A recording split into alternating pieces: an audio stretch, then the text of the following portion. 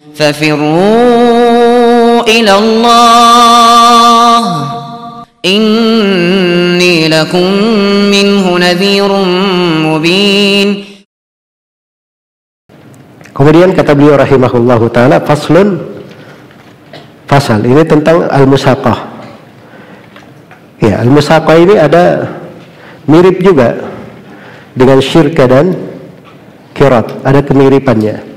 Cuman ini kerjasama dalam bentuk menanam, dalam bentuk menanam. Kata beliau, wal musaqatu jaizatun ala nakhli wal karam. Iya. Kata beliau, al-musaqah itu boleh terhadap pohon kurma dan pohon anggur. Iya, pohon kurma dan pohon anggur. Baik. Jadi musaqah itu dari kata sukya, artinya dialiri, disirami air. Dan secara istilah, ya, secara istilah itu dia adalah akad, di mana seseorang itu menyerahkan pohon bibit untuk dipelihara sampai berhasil dengan perjanjian ada bagi hasil antara keduanya dengan kadar yang dimaklumi. Iya. Nah, ini syah dari Nabi sallallahu alaihi wasallam dalam hadits Ibnu Umar riwayat Bukhari dan Muslim. Amalan Nabi sallallahu alaihi wasallam ahla Khaybar bi syatri ma yakhruju minha min thamarin aw zar'in. Nabi sallallahu alaihi wasallam mempekerjakan penduduk Khaybar pada kebun beliau, ya, dengan akad apa yang mereka yang kerja, ya, mereka menghidupkan kebun itu. Setengahnya yang keluar dari kebun itu adalah milik mereka. Setengahnya adalah milik mereka. Ya, dan ini musaqah dilakukan oleh Khulafaur Rasyidin, para sahabat dan para tabi'in setelahnya, dan itu amalan kaum muslimin. Memang perlu, ya, kerjasama di dalam hal tersebut. Baik, jadi musaqah itu boleh, tapi disebutkan di sini oleh penulis pada dua hal. Yang pertama pada pohon kurma, sebab ini syah dari Nabi, ya, terhadap penduduk Khaybar. Dan yang kedua pada al-karam, pada pohon anggur. Iya, pada pohon anggur. Ya, karena dikiaskan, ya, karena banyak hukum-hukum kurma itu berlaku juga di anggur. Baik, ada hukum-hukum syutar kurma berjalan juga pada anggur. Jadi di sini zahirnya penulis hanya memasukkan dua hal saja. Apakah dikiaskan juga hal yang lainnya? Ya, itu yang lebih zahir, pendapat yang lebih kuat. Sebab ini yang disebut oleh penulis di sini, ini pendapat lama di madhab Imam Syafi'i. Pendapat baru di madhab Imam Syafi'i. Di pendapat lama boleh musaqah pada pohon kurma, pohon anggur, dan semua pohon. Semua pohon yang bisa ditumbuhkan dan dikerjasamakan. Jelas, ya? Dan ini pendapat lebih kuat. Pendapat ini lebih kuat, dan ini pendapat yang dikuatkan oleh Imam Nawawi, disebutkan di sini di Kifayatul Akhyar. Baik.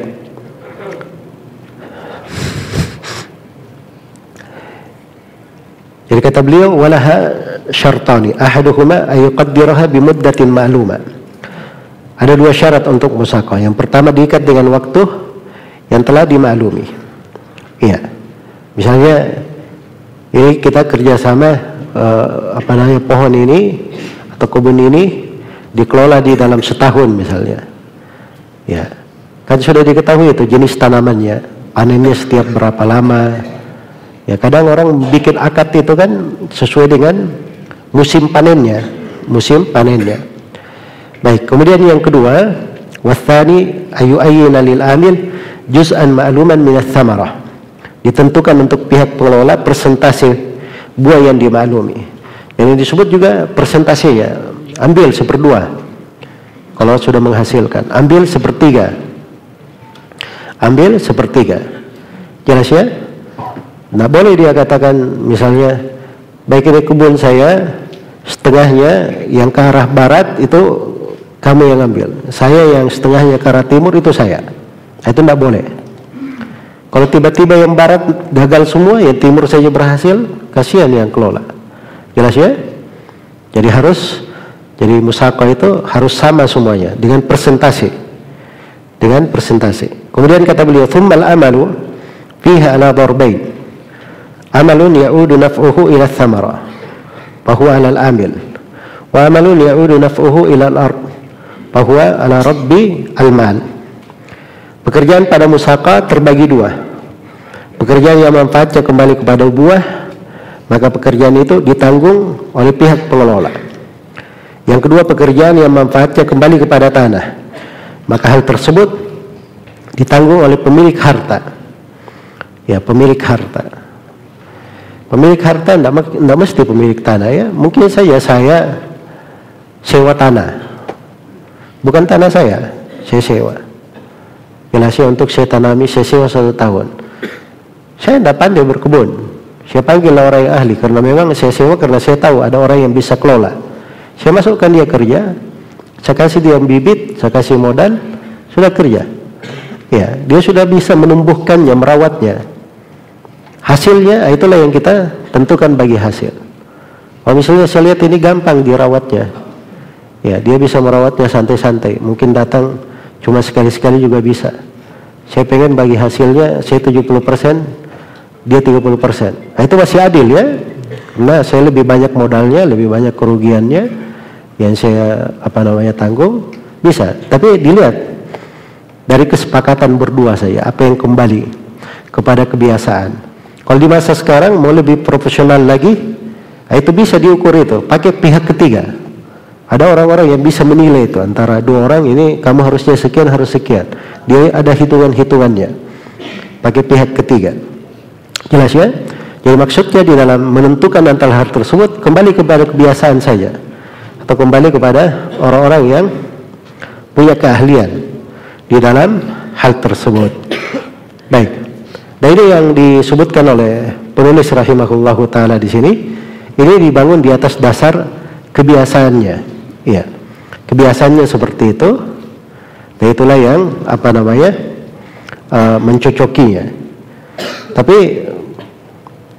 Tapi sebenarnya tidak mesti seperti ini ya, sebab musaqah itu ada bentuk kerjasama musaqah. Ya, kalau misalnya saya punya tanah saya bagus, ya, saya tidak bisa kelola. Datang orang, dia punya bibit, dia juga mampu untuk menanamnya. Pakai tanah saya, nggak apa-apa, pakai saja tanah saya. Saya cuma pengen kita bagi hasil, saya 20% saja, karena dia lebih banyak tenaga. Dia yang punya modal, dia yang kerja, saya cuma punya tanah saja. Itu bisa juga, nggak ada masalah. Jelas ya? Tapi dari kata asal arti musaqah itu, memang dia yang memproses menumbuhkan bibit itu. Makanya biasanya bibit itu ditanggung oleh pihak yang lain. Biasanya seperti itu. Ya wallahu ta'ala alam.